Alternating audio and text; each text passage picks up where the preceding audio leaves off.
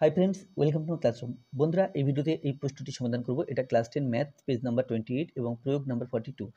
এখানে আছে x square minus 7x plus 12 is equal to 0 দ্বিঘাত সমীকরণে বীজদ্বয় নির্ণয় করো। তাহলে এই যে দ্বিঘাত সমীকরণ আছে সমাধান করতে হবে এবং বীজদ্বয় নির্ণয় করতে হবে। তো বীজদ্বয় আমরা দুইভাবে নির্ণয় করতে পারি, একটা উৎপাদক বিশ্লেষণের মাধ্যমে আর একটা আলফা এবং বিটা ধরে। তো উৎপাদক বিশ্লেষণ করে যেটা করতে হবে, মধ্যসহগ বিশ্লেষণ পদ্ধতিতে 12কে ভেঙে 7 করতে হবে। আমরা জানি 3 4 12 হয়, 4 প্লাস 3 যোগ করলে 7 হয়। তাহলে 7 এর জায়গাতে সেটাই লিখেছি। এবার এক্স স্কয়ার মাইনাস 4x মাইনাসে প্লাসে মাইনাস 3x প্লাস 12 সমান 0। এখান থেকে 4 এক্স কমন নিলাম, তাহলে এক্স মাইনাস 4 হবে। এখান থেকে 3 কমন, মাইনাস 3 কমন নিয়েছি, তাহলে এক্স মাইনাস 4 হবে। দুই পদে এক্স মাইনাস 4 আছে, এটা কমন নিলাম, তাহলে এক্স মাইনাস 3 থাকছে। এখন এটা সমান 0 লিখলে এক্স সমান 4, এটা সমান 0 লিখলে এক্স সমান 3।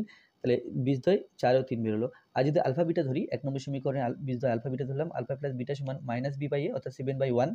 আর আলফা বিটা সমান 12/1, অর্থাৎ এখান থেকে বিটা সমান 12 বাই আলফা পাবো এবং এর মান বসিয়ে সমাধান করে আমরা আলটিমেটলি আলফা সমান এখানে 4 পাবো এবং বিটা সমান 3 পাবো। আবার যদি আলফা সমান 3 লিখি, তাহলে সেক্ষেত্রে বিটা সমান 4 পাবো। তাহলে বীজদ্বয় 4,3 বা 3,4। Thank you.